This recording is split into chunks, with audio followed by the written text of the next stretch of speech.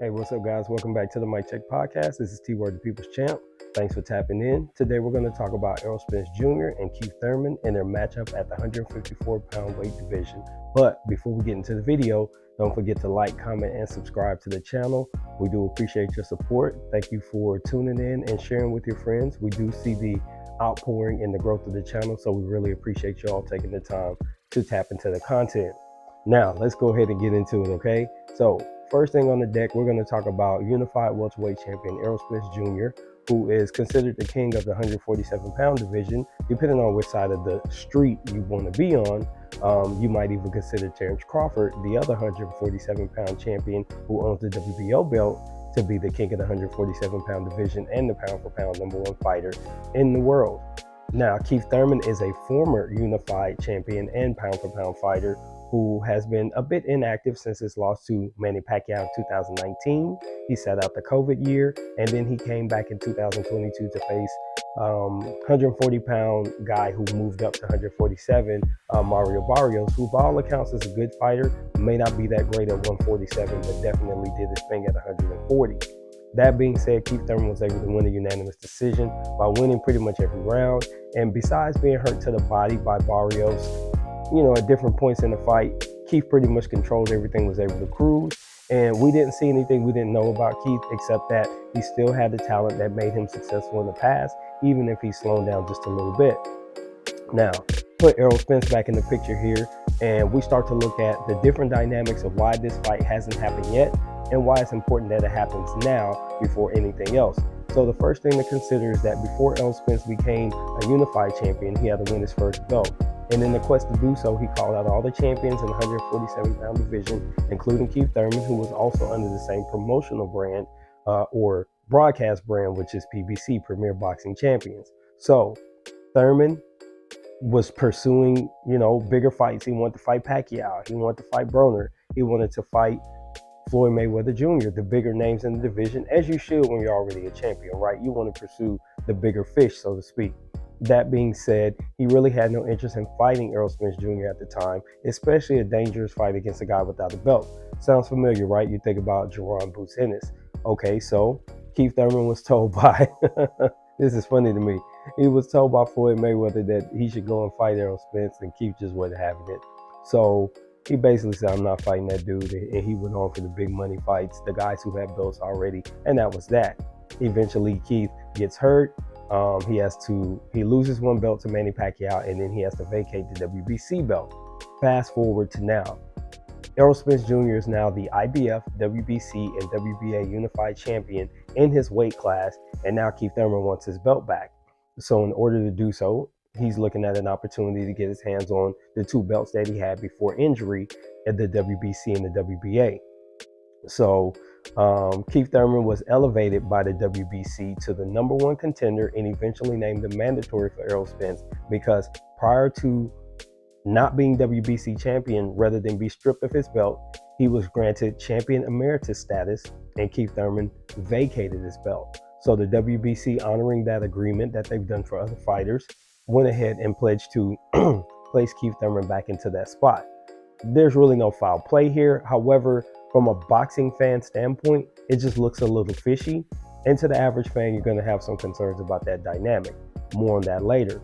So now, late in 2022, during the WBC convention, Keith Thurman was named the mandatory to Errol Spence, and they began to negotiate a fight because they're both on the Premier Boxing Champions. Okay, so for Errol's side, he was still trying to get this fight going with Terrence Crawford, but negotiations broke down. Crawford took another fight and kept it moving. He went and got him $10 million somewhere else, and Errol Spence was kind of left holding the negotiating papers. He had to figure out something to do. So without anything else to keep him busy, he went ahead and started to negotiate with Keith Thurman. And they were supposed to announce that fight around December 17th, when Errol's fighter, who's under Man Down Promotions, Frank Martin, had his fight. They were going to make an announcement around that time. I think he was waiting until after Frank's fight, and then he was going to announce it maybe that Monday after, when they did some post-fight press runs or something like that. Instead, he gets in the car accident on December 10th, the same day that Terrence Crawford had his Stay Busy fight against David Avanesian, and he's out for some reason. He did note that there was some type of injury. He was banged up. He didn't say what it was exactly. I tend to think there was something with some ligaments, and he was waiting for some second opinions and some different results to determine when he could get back in the ring. If all things had stayed on track, more than likely that fight was going to happen somewhere in February or March, because there were some dates already reserved by PBC, and they would have had enough time to promote the fight and then get into it. In the fight with Keith Thurman and Errol Spence, you're not going to need a lot of marketing, because unlike Errol Spence and Terrence Crawford, Keith Thurman does have the mouthpiece or the swagger and the braggadocio to actually get it popping, and he's going to draw interest and eyes to the fight. So I don't think you needed it to cook as long in the media like you would with this other mega fight. That being said, this fight gets pushed back because these guys, Errol Spence is injured, and we hadn't heard anything from Keith Thurman, to be honest, even up to now. Today's January 15th, and he hasn't said a word about it. And you would think that his biggest fight available, he will be talking about it. So maybe they're still finalizing the true details, probably getting the dollars and cents put in place, and that's going to push the fight forward. Now, I think the biggest issue, though, since we know that this fight is on paper going to happen, the biggest issue is, why are they going to fight at 154 pounds? And why isn't Keith Thurman actually cashing in his opportunity to get his belts back, when that's what it was all about, right? If you think about 2021 and pretty much all of 2022, after he beat Barrios to show people that he could still fight, Keith was talking about, I want champions. He went on the PBC weekly, I guess you call it podcast or talk show, and he said a couple of times, I just want the champs. I want the big names. So he obviously wants to cash out. But does cash out mean belts? And I'm starting to be concerned that those two things are not the same for him. Whichever fight's going to bring the money is what he wants. And that's why he was willing to fight Crawford and Spence, but not Boots Ennis. Because if you fight Boots, you're also aligning yourself in multiple organizations to be in line for a championship fight. So it sounds like it's for the money.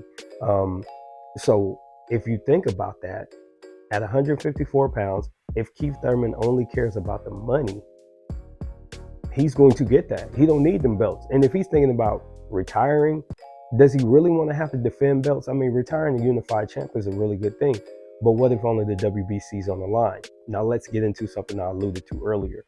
So Mauricio Sulaiman was on another podcast. It's called The Boxing Voice. They run a pretty much daily show, and he came on there and spoke for about 30 minutes. Wasn't very candid, to be honest. He did leave some things lingering. I think because things are being finalized, he didn't want to pin himself to a wall on certain absolutes, like, yes, yes, the fight's at this weight because of this. He didn't want to say, he kind of alluded to, there were some agreements that were made, and it sounds like they're just trying to get the division moving. One thing that he said was they're going to review things after the fight, meaning if Keith wins, maybe they go ahead and grant him the belt, because Errol Spence is probably going to go ahead and move up and vacate his other belts and just say, forget it, right? Because he can't get undisputed anymore.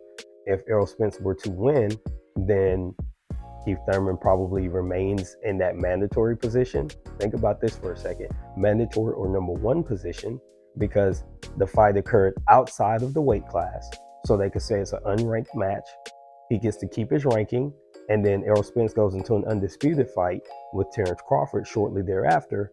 And now Keith Thurman is still in position to get a shot at a vacant belt. Or let's say Errol Spence wins, beats Keith Thurman, followed by a win over Terrence Crawford, becomes undisputed, and Keith Thurman says, hey, I want to fight you for all of those belts before you leave. He can either take on Keith Thurman and give him a shot at the belts, and now he's got a shot at undisputed as well, or he could move on. Another thing to consider for Keith Thurman, hey, you can get Errol Spence.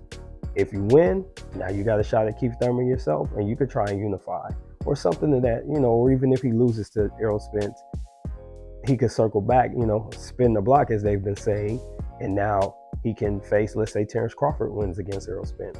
Now Keith Thurman could be waiting in the wings as a WBC mandatory to face the winner of that fight. So either way it goes, there's some, without too many mental gymnastics, there's a few ways you can see that Keith Thurman could benefit from this situation, and instead of just getting one single payday, he's kind of setting himself up to get a couple of paydays. So something to consider. It doesn't explain all the funny business that all of us see is going on behind the scenes, but at the end of the day, we just want to see some fights, right? So ultimately, if these guys are going to fight, it's a fight that many fans have been wanting to see for many years. Let's get to it. Let's enjoy it. If the pay-per-view is $75, dig in Wallace. Pay the money, man. We pay money for worse fights. If you pay for the Wilder Helenius fight, this is going to be better for that than that, I assure you. So hopefully this sheds some light on the subject. I know this video is a little bit longer than usual, but I did want to take the time to explain my thoughts on the situation. Would love to get yours. Don't forget to go ahead and drop it in the comment section below.